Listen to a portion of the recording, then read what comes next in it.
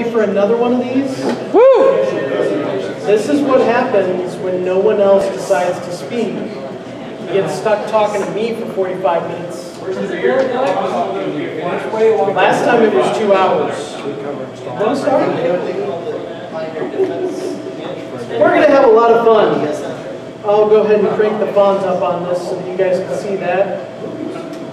If you weren't in attendance for the last one of these, this is going to be, as Justin said, very informal. So feel free to speak up, ask questions, heckle, I'm used to that kind of stuff. I don't have a polished presentation. I don't have all kinds of pretty pictures because I'm a developer, and tonight we are going to be programming live. Do you have animations? Slide transitions?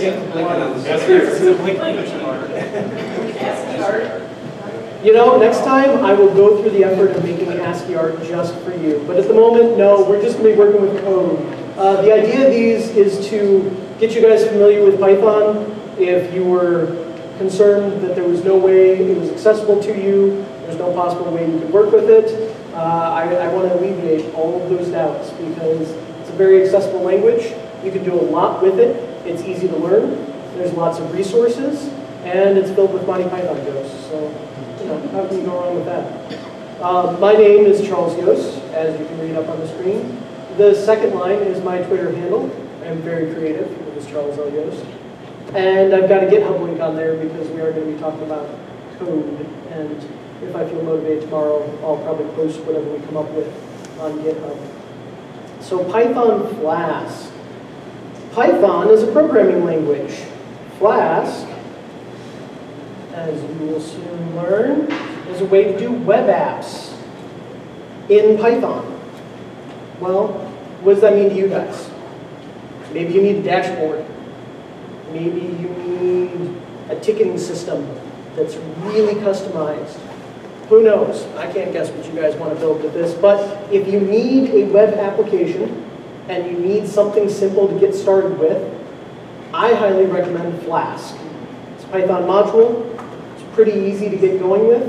There's tons of extensions. We'll go over a few of them at the end of this. And it really encapsulates kind of the spirit of Python in that it's very accessible. You're not going to be dealing with all kinds of insane configuration files and pulling your hair out because you just can't get a web page to display. It's pretty straightforward. So, Python Flask. If you look on their web page, yes, this is their web page, you'll see a little quick and easy setup. So, we're just going to go ahead and do that. Demo guides will be angry. But that's what we do here. So, quick, I don't know, what is this? 7 lines of Python, right? What do I do with it? Anybody have any idea? Copy and paste. Copy and paste, that's an excellent suggestion, but I don't know where to put it. Production, you can. Do I just production? Production. So make directory production, and then paste it. That doesn't seem to work. Most important thing, clear wasn't working. The most important thing I can teach you guys that I try and teach on every single one of these is something called virtual environments. And that's where we should start with this. If any of you are going to do these kind of projects yourselves, if you want to try and jump between things, virtual environments are the way to go. Oh, look at that. That's kind of fun. I'll keep that in mind for later. So, what are we going to do? Let's just go ahead and spin one up. We'll go ahead and use our production directory. Didn't expect that, did you? Great. We'll go ahead and do a virtual environment. I'm not going to go over exactly what all of this is, but later on I'm happy to go over it, or if I get a chance some other day, maybe I'll come up here and do a whole talk on them. We're going to create a virtual environment. We're going to creatively name it virtual environment, ENV. Kind of, you know, truncate it a little bit. It's too long. Oh. See what I did there, what I did wrong? Did I mention that I'm going to fail this whole time? That's part of this, you guys. Nobody's perfect. I'm going to fail in front of you just so that you can feel more comfortable with the fact that I'm not some kind of special guy. I'm just a programmer with a fancy laptop. And I love Python 3. So we are going to use Python 3, not 2.7, to create a virtual environment, 344 in this case. It's going to take a little bit, as it does. All it's really doing is creating a directory that has Python as well as some other housekeeping pieces in place. But the benefit of this is that it keeps things stable. And so most likely, unless you guys are a dedicated developer, you're not going to be tinkering with things every single day. Your environment's going to change. This directory, this VNV directory that we made here, has a copy of the most often used pieces like Python directly in order to keep things stable so you can keep working with it. So we're working in the production directory. We've got our virtual environment. Yay. Somebody give me a name for this web application. Somewhat family safe though. Can you clear the screen? Can you clear the screen? That? Ah, excellent. JP Morgan Chase, I can't spell that. JPC, is that MC? Oh, JP Morgan Chase. There we go. I left out Morgan. Okay, we'll go with that. So, I had the question before, where do we put this? And that's my biggest problem with this web page, is it gives you a piece of code, but it doesn't tell you how to actually use it. Now, if you were very astute, you might notice down here that they've got Python hello.py. You could put it in hello.py, but if you're making some crazy banking application for whatever you're doing at JP Morgan Chase, you probably don't want hello.py in your code base. Or maybe you do, I don't know, I'm not going to judge. What you actually want to start out with, and we'll do this here. Production, JPMC, new file is init, underscore, underscore, init, underscore, underscore, .py. That's what you want to start out with. That's where you want to put this code. Why do you want to do that? Well, because Flask. That's the long and short of it. I can explain at another time exactly what's going on here and why we're putting it here. But the point is, this is how you get started. If you have some little code sample that you're working on, you want to turn into a Flask application, you need that underscore, underscore, init, underscore, underscore, .py file with the content in it. Okay, great. So we've got this file, right? We're going to go ahead and do something funky and source our virtual environment up to virtual environment. Then activate. That's going to put us in our virtual environment. Trust me, we are. And then if I run Python now, I get Python 344, which is what I want. Normally, if you don't have a silly prompt like mine that has the ghost and the skull in it, because I like, having emojis in my prompt just to mess with people, it would put it at the beginning in parentheses. And so in this case, the name of our virtual environment is uncreatively VNV. I name a lot of mine like that just because I can't come up with a better name. But you could name this JPMC, in which case when you're working in it, that would appear at the beginning, and you'd understand I'm working in JPMC. In order to get back out, we would deactivate the virtual environment. But for now, we're going to stay in it. The reason we're going to stay in it is because now we've got this fancy thing here. Let's go up directory. We're going to run JPMC, right? Good fun. Nope, because we're in the virtual environment. The only option I have is Python 3. It's the only option we have too. More about that later. So, is this like a jail shell? I'm not sure really a real environment. Is this like a jailed shell? This is not like a jailed shell. This is like a shell that has had all of the Python stuff aliased. And so instead of having to do Python 3 like I did before, I just do Python. It's the only one available. Virtual environment, pip, a lot of those tools have all those aliases. It also allows you to collect any dependencies you have, any packages, like the Flask extensions that I was mentioning, in this virtual environment. So they're not installed globally on your machine, or if you're on a server of some kind, they're not installed across the whole server, they're contained within this virtual environment. Does that make sense? Yeah. Excellent. Okay, so let's actually go back to, let's go back into that directory.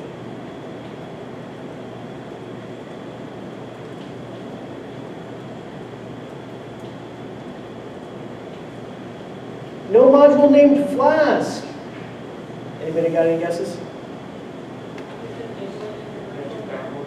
Download it. We have to install it. I probably should, carry on the connection. Actually, I might have it cached. We'll see. Pip install Flask. Nope. One moment, please. I have lots of filler material. Promise. Talk about my editor. Do you guys know what editor I use? The ones that were here before probably do. Adam. See, they know. Okay, we're going to do this for a minute because the screen is way too tiny. When that's plugged in, we'll grab that. Plug this back in. Technical difficulties on this one. Wait for it to flash a couple of times.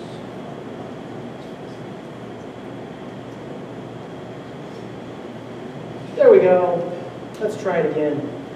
Thankfully, none of these modules are particularly large, so it's not going to take any time to download it. So, pip install. Pip is the package manager for Python. We're going to pip install Flask. In this case, it's bringing along all kinds of friends, including It's Dangerous. Don't ask me, I didn't name it. Worksun. Click, Markup Safe, Jinja 2, and then Flask itself. All kinds of fun ones. Long and short of it is, you guys don't need to worry about what those are. Just know that they're dependencies to Flask. If you're following along in any way with this, you're going to be installing Flask, so you want all the things it depends on. Pip takes care of all that for you. And so now we've got it installed in our virtual environment along with some other stuff. So just for clarification, it's bugging you about pip versions. If you did that upgrade now, would that only impact your virtualized environment? Ooh, that's a good question. My gut answer is yes. That would only impact our virtual environment.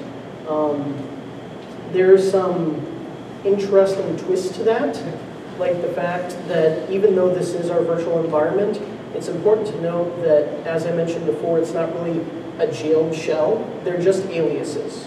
And so with the right flags, you might be impacting your environment. You shouldn't, and by default, I don't believe it will. I'm pretty confident about that. However, with the right flags and aliasing your system ones, that might happen. I'm really intrigued by that. I kind of want to do it just to see what would happen. But not right now, because I can't anger the demo gods too much. Okay, so we've got Flask installed, along with all its friends. Now let's go ahead and, in this case, clear the screen, and then run our Python script again. Woo! Running on 127.0.0.15000. Since I'm connected to the internet, I can hit that IP address, right? If any of you didn't get it, don't feel bad. Just ask somebody who snorted, and they'll tell you why that's funny. Hey, hello world! Ooh, I can be even more creative. Yes, that's right, I can be creative. Kinda, a little.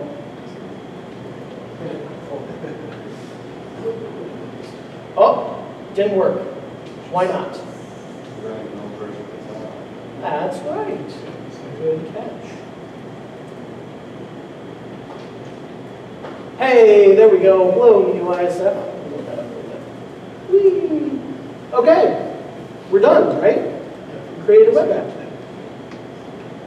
I don't know if you guys are agreeing with me because you're sick of hearing me talk, or because you actually think we're done. Well, there's a lot more to it than that, right? This is great if you just want to display some text on a page.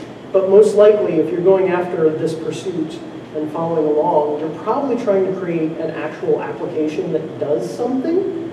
So let's start by breaking this down a little bit. Oh, that's not what I want to do. That's what I want to do. Breaking this down a little bit, we can see that the first line, from Flask import Flask, is getting something from that Flask package that we installed. In this case, it's Flask. We do a little dance and get the app out of Flask. We are making a web app. And then we've got some more fancy stuff. We'll skip over that for now and go down to the bottom. If underscore underscore name equals underscore underscore name, I'm not going to read all the underscores. We're going to go ahead and run that application, right? App.run. So we get the application, we run the application. What application are we running? We're running the one that has the defaults plus this little bit. We've got an app route. So if you read into the documentation, the long and short of this is that we are tying this route to this function, to the hello function. So when we go to slash, right, we don't have anything there, technically, it's slash. We want it to return this text. That's all. It really is simple, I promise. But what if we want to get a little bit more complicated? Well, we could do something like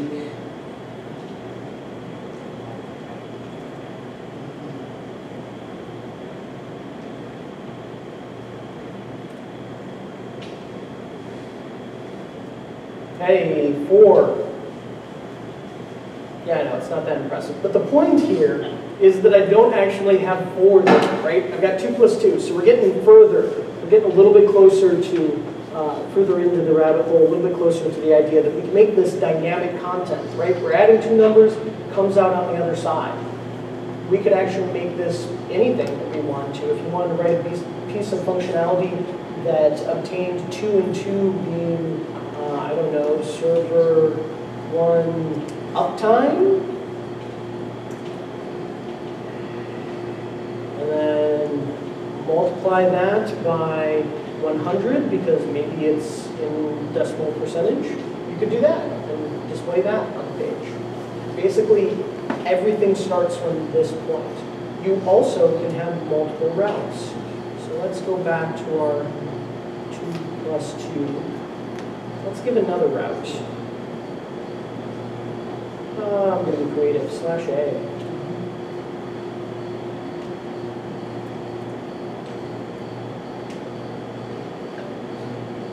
I'm not creative, I promise. A. Yes, the bad jokes come with it. Hey, we still got our 4. And when we go to /A, we get an internal server error. Yay! Yep, just me going to it. And not save this. Impossible. Oh no, we've got all kinds of. Int object is not callable. Now it makes sense to me now. So, what you guys might or might not have noticed is that up here I've got a string. We always have to return back the content to render on the page. And if you guys have done view source on any web pages, you'll know that web pages are made of text. Fancy text that's often called HTML. Probably because it's HTML. This stuff here on the left-hand side. Well, text, strings, right, are what we have to return. We can also return an error code like 404 or something. But for now, we're just going to work with strings. So now that I've got that fix in place, let's go ahead and restart this. Go back to our page. And there we go, 6.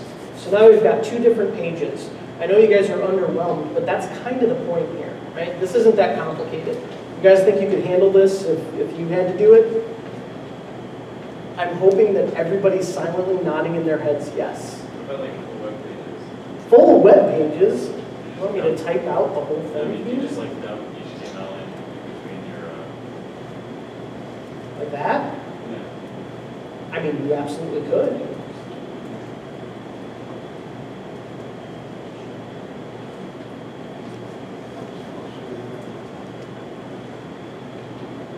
There you go. Look at that. You absolutely could do that. Hey, nice segue, buddy. We'll go into the next part now. Templates. I didn't even pay him. Seriously though, templates, right? So as you pointed out, you could write all of your HTML and return it as strings, but that would be a lot of work and you'd have a lot of duplicate blocks because every page needs to look kind of the same. So how are we going to manage this? Well, one of the friends that Flask brought along is Jinja 2, Jinja 2. Jinja 2 is a templating language. It's a module within Python, or a package within Python that allows you to do templating. And in fact, in Flask, it is supported natively. And so, if we want to get onto that, let's see. See if there's somewhere to go from here. It's more fun if I show you guys exactly where to find the stuff rather than trying to do it all off the top of my head. There's Jinja 2 documentation right there. That's what we're talking about. That's not what we're going to work with right now. Rendering templates. Here we go. Templates! Jinja 2. Okay, so looking at this example, we've got another import. Let's go ahead and chuck that in there. We'll continue to be creative and do B. Right? Okay, so we've got some routes. And we've got this render template. Render template, load.html. We'll leave this off for now. We'll break it down a little bit. Okay, so good to go, right? Let's just run this and go over here and take a look at B. Another error. Is anybody expecting that? Good. You're actually paying attention. Okay, well, that's probably because we don't have this file. Hello.html is the template that we're attempting to render. And we don't currently have a hello.html, right? We've got an init, and that's it.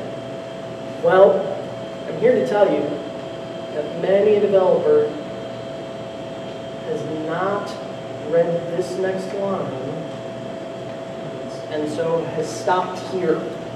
Flask will look for templates in the templates folder. Flask makes things very easy, but there's some details you have to get right. And I'm going to try and pin some of these initial details down to you guys. And one of those details is sitting right there, except for that's one of two places in this entire documentation it mentions, oh, there's this magic folder. Make sure you use this magic folder. Don't name it anything else. So let's make the magic folder. Templates. Right? Does it have an S? Yes, it has an S. Good. My goldfish memory worked. Hello.html.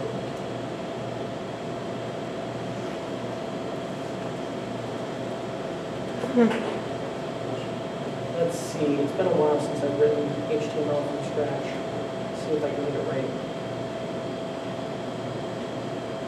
This is not going to be HTML5 compliant.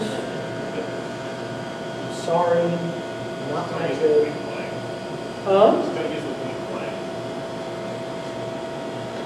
Really want to use the blend flag now. Why do you do that to me? I know what you said.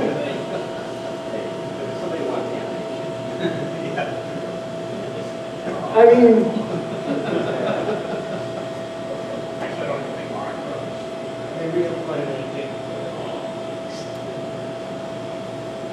we'll get on to jQuery later. Yes, I know that's not what you're saying. But hey, this audience is full of segues. Okay, so now we've got a hello.html template, right? It's in our templates directory. That's really important. Remember that if you ever want to play with this stuff. We've got a render template. It's going to take that template and display something. Let's go over here and see what it displays. Nothing, because I still have an error.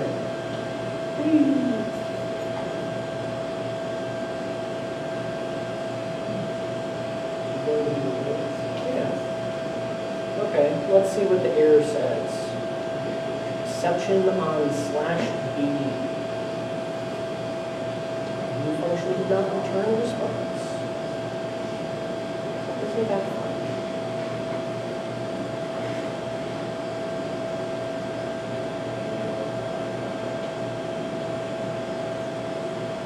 Well, I'm going to forge ahead figuring that I just did something wrong. It's possible, right?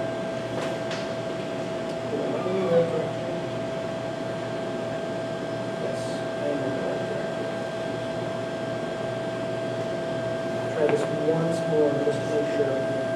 Okay. Did you have to return that? Did I not type return? I did type return. Thank you. Perfect. Did I mention I'm going to make mistakes?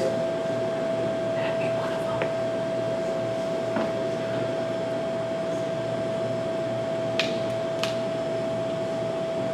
Perfect. Nice work, you guys. Not a polished presentation. I was serious. But hey, I'm having fun. Are you guys having fun? Woo! I see some smiles. I see quite a few smiles, actually. I am wearing pants. Okay. So here's our next chunk. Because even though we made that template and it displayed the hello again, right? And even put the right thing in the title of NEOISF, my title. Right? All that worked exactly as we intended. However, you'll notice something about this template, and that's the fact that once again we're working with static data. So like last time, where we had a static string, we want to make it more dynamic, we're going to take it to the next level and do that with this. And how we do that is right here, this code block here. Oh, mic cut out. I'm just going to talk real loud. Batteries. Battery's dead. Perfect. If I am not speaking loud enough, you guys need to tell me. And then move forward. That's another option, but I'm not going to make you. Okay, so continuing on like nothing happened, we've got some fancy stuff here. We've got some percent signs, some brackets, we've got double brackets, curly brackets. What is all this stuff, right? Well, let's start with the simplest example, right here. Hello, name, right? Let's put that in here. Hello, name. Okay. Go ahead and bounce this. Go back over to our web page. Nothing, because I didn't actually specify a name, right? I've got the template here. That's all grand. It did what it could with it, but it wants a name. Well, Flask makes this real easy. Name equals Charles. Hey, there we go. Bouncing in. Yay. Hello, Charles. And it's just that simple. So now, if we have a web page, say a dashboard or something else, yes, I know that's a common example I keep giving, but really when I was coming up with this little chat with you guys, that's what I was thinking about. I mean, maybe you do have something else, like a ticketing system you want to do. Maybe you just want a simple form for people to be able to save data somehow or hand it off to you. But really, I feel like dashboards are a good angle for this. It's a good way to get started with a web application that can serve a lot of needs. There are people that are sysadmins that can use a dashboard for their servers. Maybe you don't want to go full-blown roll out with one of the products that actually monitor that stuff. Or maybe you're a developer and you've got some stuff on your computer that you want to keep track of. Who knows? The point is, we now have data that we're handing in to a template. And if we get that data from somewhere else, even if it's just, say, Python opening a file, right? With open name, make it text, make it read.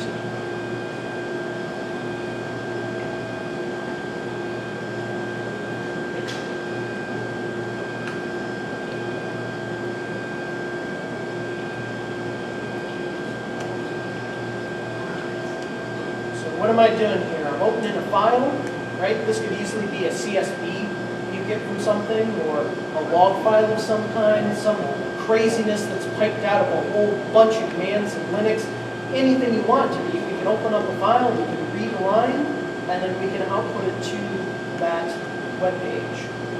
So, name. Actually, you know what? Come up with another name. If you don't, I have a certain person in mind. So, Badger. Huh? Badger. Badger. Good Firefly character. Anyways, so we've got a name, Badger, right? Yes, we'll do that next. How's that sound? Exactly. See, you guys are doing this for me. I'm just out here to be a puppet. we've got a file that we're going to open. We're going to read a name from it, and then we're going to return that as part of what we're rendering. Got to bounce this. There is a way that you can get around this. Actually, let me see if I remember how to do it. Take that right. WA watchdog. Wah, wah. Okay. Let's give this a shot.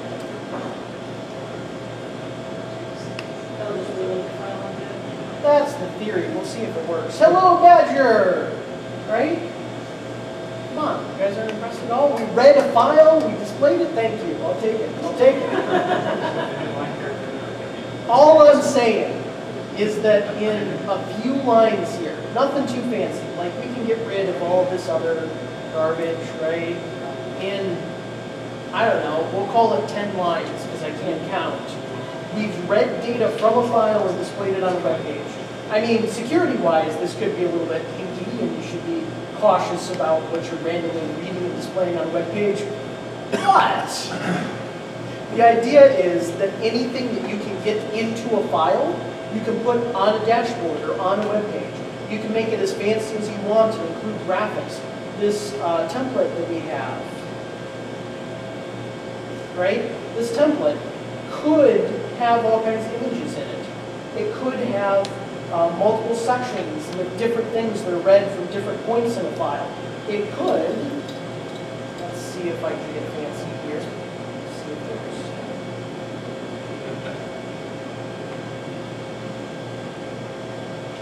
no, there's not an example of what you wanted. So we're just going to go after it and see if it works. How's that sound? Well, she's not complaining. She's busy playing on her phone. So. I'm taking notes. Notes? I think this whole thing's being recorded. Yeah, my mic died, so you're not going to hear me. Or maybe you will. I don't know. Let's try it. We'll do, so this is the first time we'll use these fancy percent things, right? The long and short of it is if there's a value that you want to display on the page, then we put it in the double curly brackets. You can think of those as mustaches because they're fun. Handlebars, sure. Handlebars, mustaches, curly brackets, either way, put them in there. For name in name list. Now here's the question. I know I can do that. I think I need a cap at the bottom. But we'll give it a shot. Why not? That's what this is all about, right? Name list. 3 times.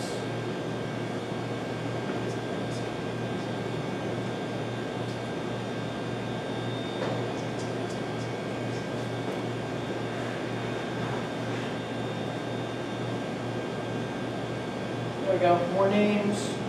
Got that all set up. It is not using Watchdog. I probably have to do something fancy to have to do that. Figure that out later if you want to. Nope, internal server error.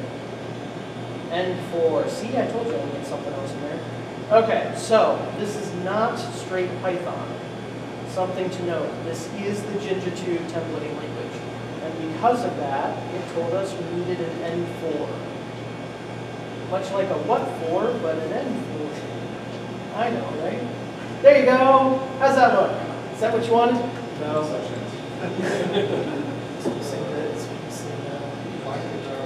You want the line returns? Yes. Okay, well this is a good point about HTML, right? And it's probably something wrong, and probably something that I should touch on. The line returns are technically there. However, because it's HTML, it likes to just run it all together in one big run-on sentence, right? And so we can fix that. The first thing that we need to do, or the first thing that I'm deciding I need to do, is the fact that the new lines actually are kept within the name, right? Because we're reading the line. And so in order to do that, we use something in Python. Let me find my place here. We use something in Python called strip. So, oh no, actually this is nice. Another segue. This is a good example. So in Jinja 2, if we want to strip this, we use a pipe character.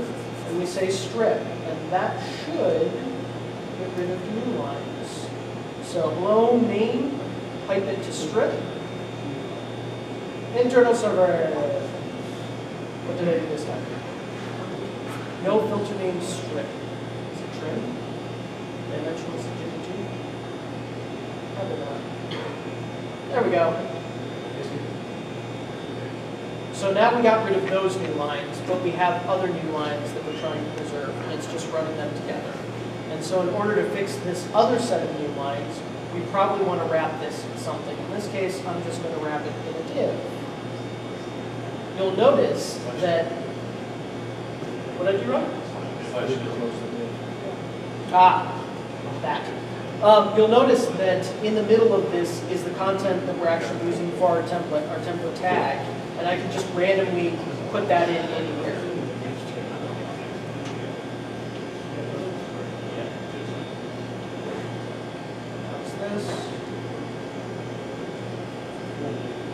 There we go, divs and new lines.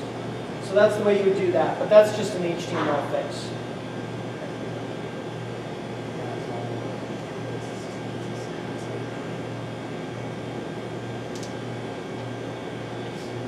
Okay, what should we go on to next?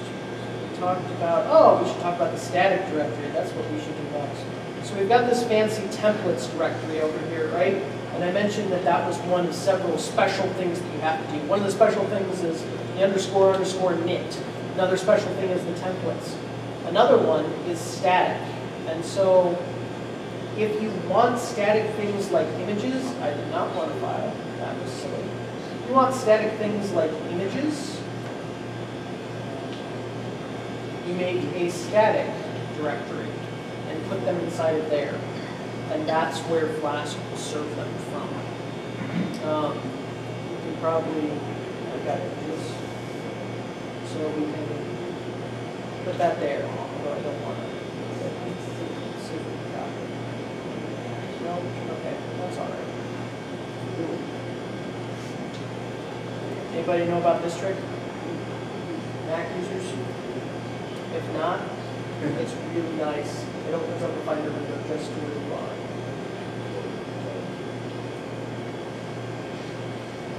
Simple trick. Images. Let's copy that. Put our production. There we go. Now we've got an image.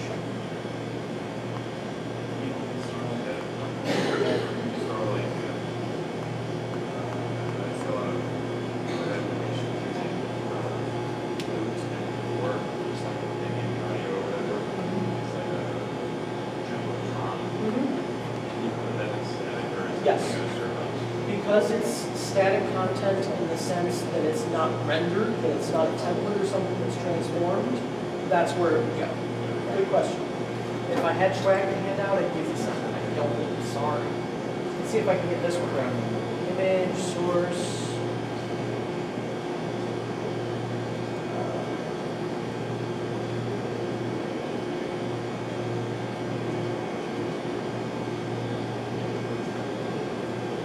Yay! That's crazy huge. I know I should use CSS, but I'm not going to.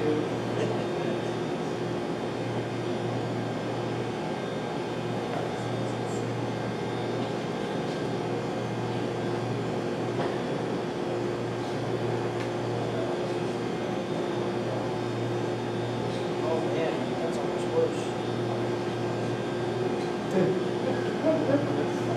Nope, still no good. That's all right. You guys can get you. Yep. Save the resource areas. Yes. Comment that out. Lots of my phone has comments. I read comments.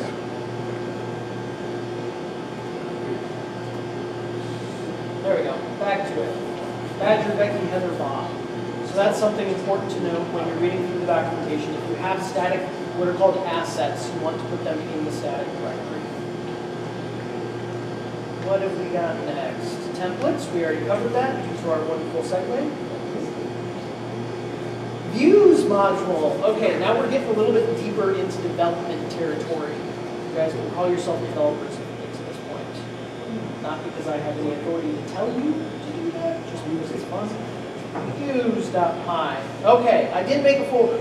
I made a module. I made a Python file, right? Views.py. And what we have within this views.py is something useful. We have the ability to separate out the views that will use data. I have a little cheat sheet here because I am not perfect, as you guys have noticed. And within this views.py, we're going to throw this chunk, and then I'll explain it. Okay. Views all need to be replaced with a PDMC. So we've got a bunch of imports here that I'll explain in a moment. But going down, this should look familiar. From Flask, import render template, right? And we've got an app route. And then we've got something that handles it. Now in this case, we're going a step further and pulling information from a database instead of a flat file. The best way to pull information from a database that I found is a module, or is a package called sqoutme. And so Flask has extensions and has an sqoutme extension. We'll go over that more when we go into different extensions and what the benefits are of them. But the basic idea is that with this, let me turn on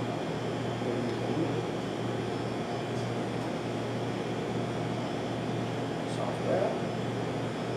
Okay, there we go. With this, we can get an object from a database, right, with a query. All kinds of query, actually. It's a rather big one. And we want all of them. And then we can hand that off to what renders our template. So if we've got an index.html template, we've got some requests and some servers we want to hand out, we can pull those requests and those servers from the database. So if you want to, say, analyze traffic or logs, and after that analysis ends, maybe you write a Python script to do this, written in Python 3, of course. And after it ends, it stores something in a database, a MySQL database or an SQLite database. You can then pull that information out of the database and display it on a web page. These imports up here have to deal with that. And so first we need to get our app, right? And that's what we created in init, our app. Then we've got a helper function that is not here because I don't have my example pulled over, but same idea. We've got some models, object request model, object server model, and object request status, right? Maybe you've got a ticketing system or something and you've got requests in it. And then we're going to pull them out of the database with some complicated queries. But just for the sake of having fun, we'll explain them real quick. Basically, all this is doing is saying if that it's a select where the status is in this list of status, which is created. So any created requests will go into this object, which we then hand off. And this is all done through that render template method that we use to render the lines of a file. So exact same concept. Started with just static data and dynamic data. Then we went to templates that were static, added in some dynamic, pulled some information from a plain text file, and this is how you would pull it from a database. There's a little bit more to get going. It'll take me a while to go over that, so I don't want to take up your guys' time with it today, maybe another day. But it really is that simple. In fact, in order to get it set up so that it can access the database, it's just another couple of lines in this init file. And there are really good examples of that online, so it's not something that I really need to elaborate for you guys. Let's see, what else do I have? Resources module. Okay, let's get a little bit more fancy with our resources. We talked about our resources that went in the static directory, right? We've got this flask.png in our static directory. if you really want to get fancy with this, a lot of times you're going to end up with things like CSS. And maybe you don't like writing straight CSS. Or maybe the examples you have and the people you have access to that want to write CSS, that's the Flask logo. See? Size of the font is 40,000. Oh yeah, yeah. It's a nice PNG, isn't it? Bigger is better in this case. So I'm told. So, if you have CSS that's, for instance, in a stylus file, stylus is a way to write CSS, or in some other CSS language that's the new fad that you get some fancy web dev to write, right? You can use those resources in a different way with something called web assets and transform them. And it's just as easy as any of the other things we've done. It's just as easy as working with a database or as working with a flat file. You install a package, in this case, actually we'll get to the names of them, but you install a package, you then run forward with that package, a couple of lines, and you're done. If your resources are going to be, if you have something that needs to be called from another web server, maybe you've got a callback, right? You integrate with some external API. Only one I can think of off the top of my head is Have I Been Pwned? Have I Been Pwned has an API where you can submit and say, hey, have I been pwned? Here's my email address. In order to get a callback from that, you have to host an API. You have to host an HTTP endpoint. HTTP endpoint is what it's called. And this is another instance of something that's fairly easy to do in Flask. Actually, yeah, we'll go into that and then we'll go back to the assets. So, here's my example code. In our init, we're going to add a couple more lines.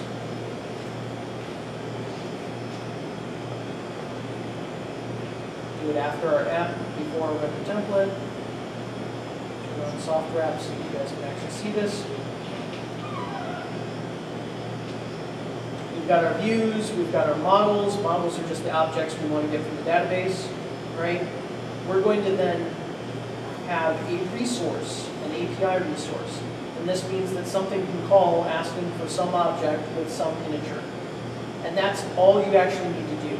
This supports a bunch of different serialization formats, but the most common one that you'll see on the web, and probably the one that you get a callback with this for, is JSON.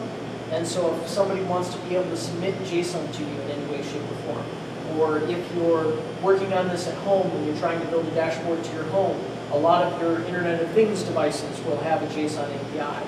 If you need a postback, this will provide that for you. And you basically just say add resource with the method that you want to expose and the route for it. It's another way to do what we're doing here. So here we've got /b, we've got a method that handles it. In this case, this is always going to return a string, it's always going to return HTML. In cases where you want to return JSON, you use resources to expose it.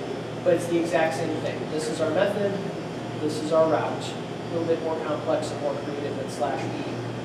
This is our route, this is our method. Everybody still following? At least a little bit? Good deal. Okay, let's jump back a little bit. I went too fast and skipped over something. When I was talking about assets, the static resources, this is an example of that. So we'll go over here and chuck that one in. And this is where I was talking about stylus and being able to transform it. You can use Flask assets, which is a package, to set up bundles. And so if you have JavaScript files and you want to minify them, or you have stylus files and you want to output the actual CSS for them, this is how you would do it.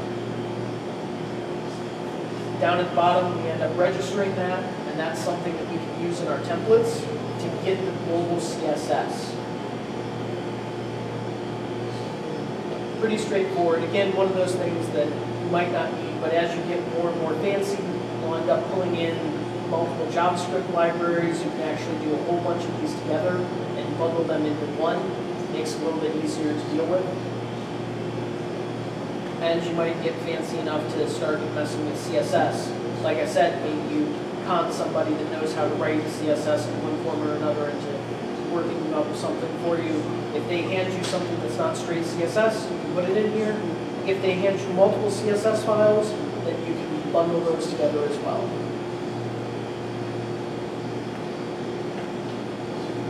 Let's see if there's anything else I missed. That's all logical stuff. I think that's about it for those. We'll go on now. We'll do this one. Okay. First extension that I want to tell you guys about, and yes, this is getting towards the end, so if you're falling asleep, I understand, is Flask Mail, right? We talked all about doing templates and presenting things on pages, but what if you want to extend that and you want an email when something happens? So if you're not staring at your dashboard or staring at your web page looking for it, or maybe you want an email when something goes wrong, Flask Mail is the extension that you want to look for. Once again, like all of these, very easy to integrate. A couple of lines, a little bit of configuration telling it what email address to use, credentials to be able to send the email, and away you go. Or if you don't have credentials, that's a whole different story. I feel bad for you. But the idea is, this is the key. And that's really, it speaks to a larger part of why I like Flask and why I'm suggesting Flask to you guys as a way to start doing this. The reason that I'm so enamored with it is because it really is easy to work with and easy to extend. I tell you what, since I'm not going to code anymore, I'm going to stand up. That way I'm not leaving out this side of the room because I feel bad. Flask Mail, great way to get mail from your web application. Next one, Flask Debug Toolbar. So we went into all kinds of fun situations where I ended up crashing the server and creating error messages for one reason or another. How do you actually debug some of the more subtle problems? When the page displays, but maybe a template didn't transform quite like you were expecting. This is a really good tool to deal with that. And actually, I have a picture. Let's go over the Finder here. Because there was somebody, I swear, that asked about animations. We'll just chuck it in here. So here you go, Flask Toolbar, or Flask Debug Toolbar. It's the thing on the left-hand side. As you can see, it's going to provide you with all kinds of information. You don't want to do this in your production environment. Notice we did it. But in a development environment, or if you're just tooling around with this at home, this can be very useful. It provides everything that you could ever want. The time it took to render the page, the HTTP headers, request variables, configuration information. Maybe you got something wrong in the configuration. It deploys, or it dumps out all of those rather, and allows you to really break them down and understand what could be going wrong and giving you an issue. Flask Query Inspect. This is a good tool for inspecting more queries. And so if you are working with Flask Debug Toolbar and want a good way to analyze like a database query that's going out or something, this will break down exactly how long it's taking and whatnot. Maybe you have several per page, and it'll break out which ones are taking the longest. That way you can optimize your query and try and troubleshoot a little better. So another one that I definitely recommend for troubleshooting any Flask issues you're facing. Flask Restful. This is what we used with resources. And so if you want to provide an API, a REST API, JSON, really, you want to provide that either for consumption by something else or for something to call you can use Flask Restful. It's another one of these that are really easy to get started with. I highly recommend it if you have that kind of need within your web application that you're working with. I mentioned databases and how SQL Alchemy was the best way to get a hold of any sort of data from a database. So once again, Flask-SQL Alchemy is an extension to Flask that gives you that capability. Nothing too fancy. These are really nice. The extensions make it really easy to just get in and get work done. And the last one, which I need a few spaces after, is Flask Assets. And this is the one that I was talking about with the CSS and the JavaScript. You want to combine them. There's actually all kinds of transforms you can do within that. So if you need to do minification or anything like that, it'll automatically handle any of that sort of stuff. Does anybody have any last questions or have anything that they want to go a little bit deeper into? No? Excellent. Well, if you guys weren't paying attention, I'll go ahead and scroll back up all the way. And that's how you get a hold of me. Other than that, thanks for indulging me. I hope you guys learned something.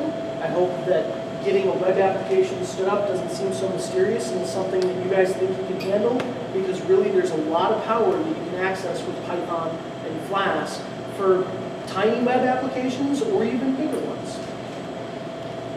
The end. Woo!